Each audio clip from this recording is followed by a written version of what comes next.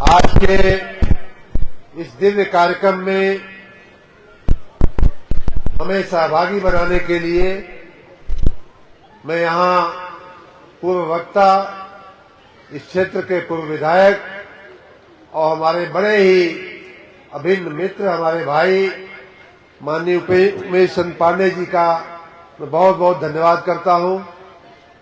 ब्रह्म बाबा के चरणों में मैंने शीश झुकाया। भगवान राधा कृष्ण, भगवान परशुराम, भगवान हनुमान जी, मां जगदम्बा के चरणों में भी यहाँ आकर के शीश नवाने का अवसर मिला है। मैं अपने आप को बहुत ही धन्य मान रहा हूँ। आप सब ने इस एक दिव्य कार्यक्रम में मुझे सहभागी बनाया, उसके लिए मंदिर की पूरी कमेटी, यहाँ के सभी विद्वद्गण, यहाँ के सभी गुरुजन, ब्राह्मणगण, विप्रजन, सभी को मैं सादा बार बार प्रणाम करता हूँ। और ये अभी माननीय उमेश चंद पांडे जी हमको कह रहे थे गाड़ी में, 3-4 दिन पहले ऐसी स्थिति बनी थी। ये हमको तो लगभग 1 महीना पहले हमने सचेत किया था कि आपको चलना है, लेकिन महाकुंभ के कारण, महाकुंभ में व्यस्तता के कारण कुछ ऐसी परिस्थितियां मुझे लगी कि शायद मैं नहीं पहुंच पाऊंगा ब्रह्म बाबा का दर्शन करने। और मैंने इनसे कह दिया कि भाई साहब, अगर संभव हो तो आप लोग अपना कार्यक्रम आगे बढ़ाइए, मैं कभी आकर के बाद में दर्शन करूंगा। लेकिन देखिए, ब्रह्म बाबा की ही कृपा है कि मैं आज आपके सामने खड़ा हूं साक्षात, और उनके इस कार्यक्रम में, दिव्य कार्यक्रम में मुझे शामिल होने का मौका मिला है। मैं बहुत औपचारिकता में आज नहीं पढ़ूंगा क्योंकि समय कम है। मंच पर हमारे सभी वरिष्ठ लोग बैठे हुए, माननीय उमेश चंद जी बैठे हुए, पांडे जी बैठे हुए हैं, मुन्ना दुबे जी सहित बहुत ही वरिष्ठ हमारे पार्टी के पदाधिकारी लोग बैठे हुए हैं। लेकिन जो बात मैं कहना चाह रहा हूं वही मैं कहूंगा, क्योंकि ये सब तो कहना पड़ता है, इसलिए कहा जाता है। और वो कहना पड़ने वाली बात में मैं नहीं न जा करके जो कहना चाहता हूं वो कहना चाहूंगा। वो ये है कि आपने जो जिम्मेदारी हमको दिया, यहाँ ब्लॉक प्रमुख शुभम जी ने, प्रवीण जी ने और माननीय पूर्व विधायक उमेश चंद पांडे जी ने, कमेटी के और लोगों ने ब्रह्म बाबा की सेवा करने का जो आदेश दिया है, उस आदेश को मैं शिरोधार्य मान करके और मुझसे जो भी हो सकेगा अवश्य किया जाएगा। और उस दिशा में मैं ये भी कह दूं आपको कि काम शुरू भी हो गया है। आज ही मैं आते आते इस बात को पूछ रहा था, अभी मैंने यहाँ के उपस्थित लोगों से भी पूछा कि सोलर लाइट लगाने के लिए खंभा गाड़ने का काम शुरू हो गया कि नहीं हो गया। तो उन्होंने कहा नहीं, अभी तो नहीं हुआ, लेकिन 36 घंटे में शुरू हो जाएगा। और ऐसे ही ये ब्रह्म बाबा जैसे इधर के इस इलाके में लगभग 17-18 गांवों में ऐसे मंदिर हैं छोटे बड़े, जहां हमने सोलर लाइट लगाने का आदेश दे दिया है। और आने वाले हफ्ते 15 दिन 10 दिन में वहां सब जगह सोलर लाइट लग जाएगी। उन गांवों का आप सबकी जानकारी के लिए मैं एक बार, इसीलिए मैं कहा कि मैं काम की ही बात करूंगा खाली। डुमरी में काली मंदिर, चांदपुर में दुर्गा मंदिर, बहादुरपुर की बात हो ही गई, ब्रह्म बाबा का मंदिर, निधियाओं में अष्टभुजी मां का मंदिर। अगर कोई मंदिर गलत लिखा हो, गांव में ना हो, तो आप हाथ उठा दीजिएगा कि मंत्री जी गलत बोल रहे हैं, इसमें मंदिर नहीं है हमारे गांव में ऐसा कोई।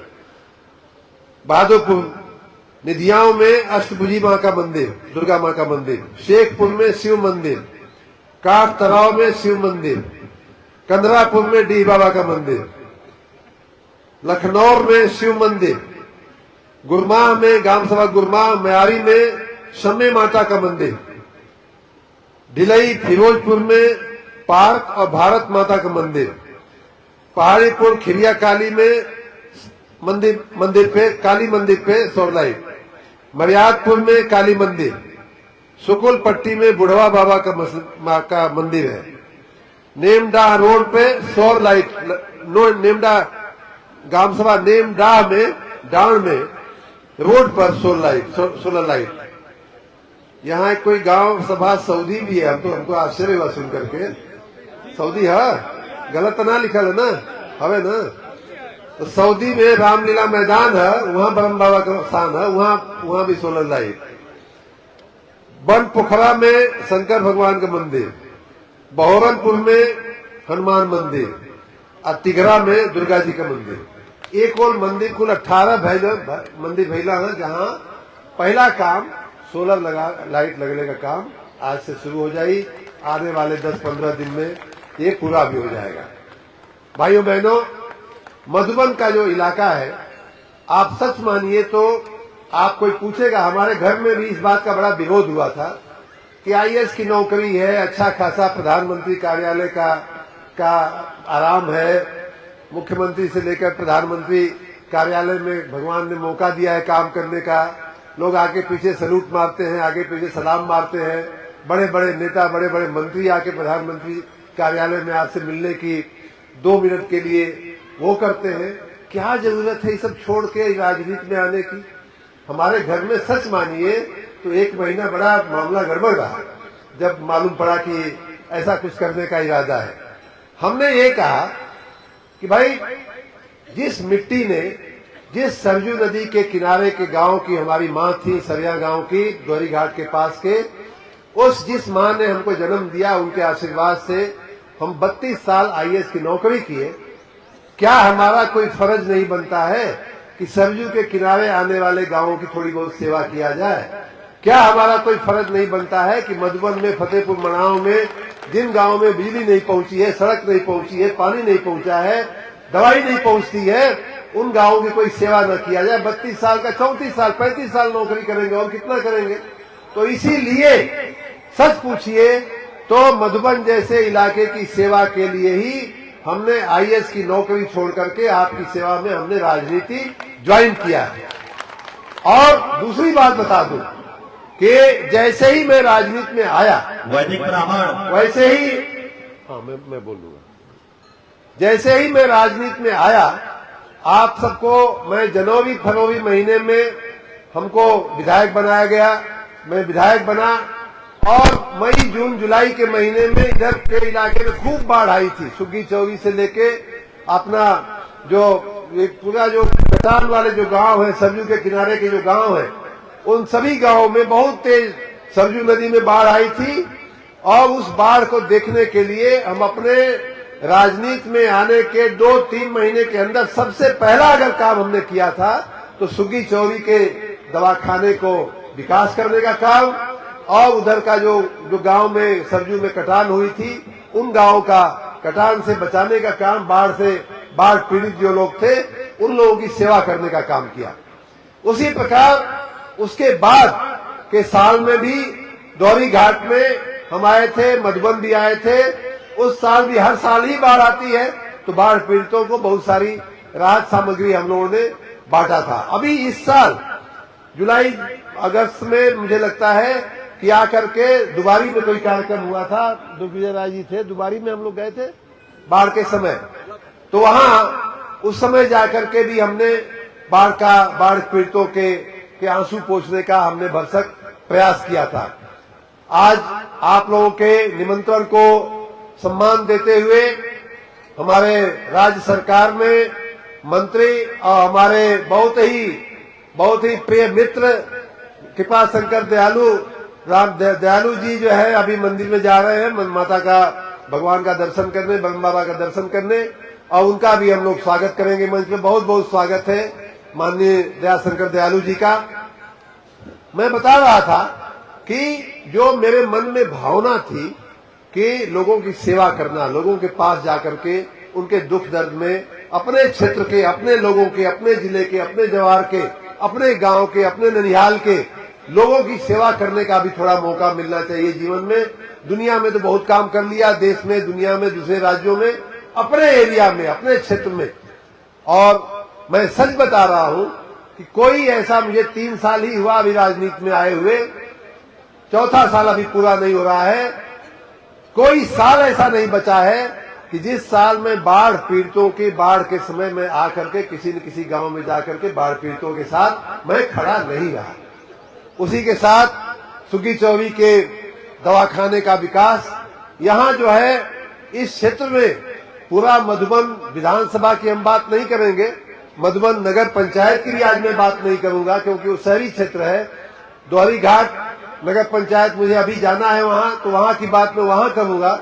हम खाली मधुबन और फतेहपुर ब्लॉक की अगर क्षेत्र की बात करें तो बहुत सारे कई सारे रोड का काम, बहुत सारे गांवों में सड़क बनाने का, छोटा मोटा और भी विकास का काम किया गया है। ये मैं इसलिए नहीं कह रहा हूं कि मैं आप हमारे लिए ताली बजा, मैं इसलिए कह रहा हूं कि आपकी मधुबन की चिंता हमारे दिल में शुरू से ही है और हमेशा बनी रहेगी। भाइयों बहनों, हमारे शुरुआत के दिनों में ही हमने ऐसे ऐसे रोडों को चिन्हित किया है कि जो है वो आपको जो गांव में जब मुझे याद है यहाँ शंकर मदेसिया बैठे हुए हैं, उन दिनों ये मधुबन के नगर पंचायत के चेयरमैन कहाँ चले गए क्या, शंकर मदेसिया जी तो यहीं बैठे थे।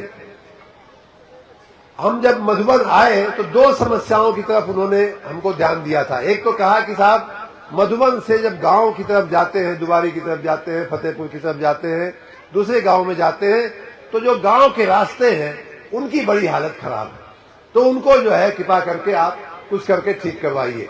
तो ऐसी दर्जनों सड़कें हम लोगों ने चिन्हित किया और चिन्हित करने के बाद उसमें जो है सब कुछ करने के बाद उसका विकास किया गया। उसमें से कुछ का, जैसे हमको एक चाय पीते पीते बताए कि हलवाई का जो दुकान, हलवाई के घर से मधुबन दोहरी घाट रसूलपुर, हलवाई के घर से शमशान तक सीसी रोड, ये हमने 3 साल पहले, अपने पहले कुछ महीनों में राजनीति में आने के बाद हमने मंजूर किया था। आज वो रोड बन करके तैयार हो गई है, आप लोगों की सेवा में वो हाजिर है।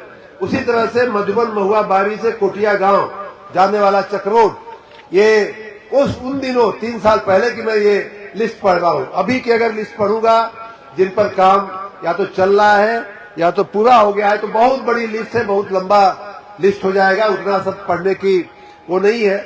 लेकिन फिर भी मधुबन बेलथरा मार्ग से पाती हरिजन बस्ती का संपर्क मार्ग, दुबारी सोनाडीह काली चौरा से विग्रहपुर बिशुनपुर संपर्क मार्ग, मधुबन बेलथरा मार्ग से चांदपुर चौधरीपुर संपर्क मार्ग, चांदपुर का संपर्क मार्ग, कटघरा शंकर संपर्क मार्ग, दरगाह मुख्य बस्ती से अनुसूचित बस्ती का संपर्क मार्ग, आदमपुर उत्तरी हरिजन बस्ती का संपर्क मार्ग, रौना पार अमिला मार्ग से उसरी खुर्द का संपर्क मार्ग, अमिला मार्ग से उसरी से हकड़ा हरघौली होते हुए चिवटी डांड संपर्क मार्ग, बुढ़ावर राय बस्ती संपर्क मार्ग, नेमडार से सुकलपट्टी संपर्क मार्ग, मधुबन बेलथरा से सराय मेवागिरी संपर्क मार्ग, प्यारेपुर मिश्र संपर्क मार्ग, गोठावरी बखारीपुर संपर्क मार्ग, गोठावरी बबुरहा संपर्क मार्ग, नेमडार पक्की सड़क से हिसामपुर अलीपुर संपर्क मार्ग। अभी ये बहुत बढ़िया लिस्ट है, कुल पढ़े लगा तो ढेर टाइम लगी, वो लेकर 3 गुना कुल लिस्ट है। लेकिन हम एक छोड़ के बात करके तो हमके अपनी बात कह देते कि अभी गजियापुर के प्रधान जी आके हमको मिलना है, कागज दे गई, कहाँ हो गजियापुर के प्रधान जी खड़ा हुई है, अच्छा गईला मंत्री जी के रिसीव करे। तो हमके 4 ठे सड़क बनौले का दरखास्त आज दहलो है, तो हम कहलिए कि प्रधान जी तनी चेक करा ये सड़किया हो सकेला, हम ऑलरेडी मंजूर कर दिले हुई, तो कहना कि नहीं 2 ठे कर दिले है, लेकिन 4 बाकी है। तो मतलब कोई ऐसा गांव नहीं है मैं बिना लिस्ट पढ़े। भाइयों बहनों, मधुबन के हमारे सभी सम्मानित नागरिकों, माताओं बहनों यहाँ बैठी हैं, माँ समान हमारी माँ इसी क्षेत्र, इसी सरजू के किनारे से के गांव से आती थी, हमारा ननिहाल है। उनको सौगंध लेके मैं कहता हूँ कि कोई गांव ऐसा नहीं रहेगा कि जहाँ किसी न किसी गांव में हमारी विधायक निधि की सड़क बनना प्रस्तावित नहीं है, या तो बन चुकी है या बन रही है, और या इस साल जो है हमारी 42 सड़कों की ये पूरी लिस्ट है। वैसे आपकी खुशी के लिए मैं पढ़ ही देता हूँ, 2 मिनट और लगेगा, आजाद पढ़ाई गई बा। गोठावरी नेमडार पक्की सड़क से हिसामपुर अलीपुर संपर्क मार्ग, बेलथरा मार्ग से मधुबन बेलथरा मार्ग से पहाड़ीपुर संपर्क मार्ग, गोठावरी बंगला पार संपर्क मार्ग, NH 29 से थानीदास इंटर कॉलेज पे गुड़हरा होते हुए नहर का संपर्क मार्ग, अतरसावा, धवरिया सार उधर का है थोड़ा, खड़गवान, ये सब जो है द्वारी घाट मधुबन मार्ग से करौंदी नारायणपुर संपर्क मार्ग, रामपुर माफी संपर्क मार्ग, देवनाथपुर यादव बस्ती संपर्क मार्ग, अहिरौली खरचलपुर संपर्क मार्ग, द्वारी घाट मधुबन से सिकड़ी कोल संपर्क मार्ग, करणपुर संपर्क मार्ग, करौली संपर्क मार्ग, अजमतगढ़ द्वारी घाट से हरघौली संपर्क मार्ग, द्वारी घाट मधुबन से सतपुरा संपर्क मार्ग, कादीपुर अनुसूचित बस्ती का संपर्क मार्ग, खरकौली अनुसूचित बस्ती का संपर्क मार्ग, इब्राहिमाबाद अनुसूचित बस्ती का संपर्क मार्ग, मधुबन बेलसरा मार्ग से रामपुर बिलौली संपर्क मार्ग, गंगौपुर सुवाह संपर्क मार्ग, शहीद मार्ग से सराय अनंतपाल संपर्क मार्ग, गंगौपुर सुवाह से भटिया संपर्क मार्ग, बाउंडी माइनर से मधवापुर पट्टी चट्टी का संपर्क मार्ग, सिपाह संपर्क मार्ग। तो इस तरह से बिलौली सोनबरसा संपर्क मार्ग, कोई गांव नहीं रहेगा कि जहां आप देखेंगे इस साल के अंत में कि जहां हमारी निधि से या विकास की अन्य योजनाओं से कोई काम नहीं हुआ। अभी मैं पिछले 2 महीना पहले मधुबन में शिवपुर पाती भगवान का शिव मंदिर है, शिवपुर पाती में भगवान शिव का एक बहुत बड़ा मंदिर है, इसी तरह का बड़ी उसकी मान्यता है। वहां भी हमने बहुत सारा विकास का काम करवाने का हाथ में लिया हुआ है। इधर की और भी कई ऐसी धार्मिक जगहें हैं जो हमारे ध्यान में है, जो हमारे जैसे वीरा बाबा है आपके वहां के दुबारी के, तो उनका भी हमारे ध्यान में, उनका भी वो भी काम हाथ में। तो इस तमाम गांवों में जहां जहां जो भी कुछ करने जैसा है वो हमारे ध्यान में है, उसको करने का हम लोग प्रयास कर रहे हैं। मधुबन नगर में आपने देखा होगा कि आपको यहाँ से अगर बस पकड़ना हो तो बरसात में अगर बरसात होके लगे तो कहीं सर छिपोने की जगह ना रहे ना। अब वहाँ का बस स्टेशन बनने शुरू हो गया है, हमें होकर शुरुआत करौली, 4-6 महीना में आपकी सेवा में वो प्रस्तुत हो जाएगा। उसी तरह से यहाँ से बाई रोड जाते समय मऊ की सबसे कम दूरी वाली जो रोड है वो आपका इंदारा आदरी होते हुए जो जाती है, वहाँ क्रॉसिंग का एक बहुत बड़ा, रेलवे क्रॉसिंग की एक बहुत बड़ी समस्या थी, उस पर भी काम अब बहुत जल्दी शुरू हो रहा है। हमने 65-66 करोड़ रुपया लगा करके भारत के रेलवे मंत्रालय से वो काम शुरू कराया है।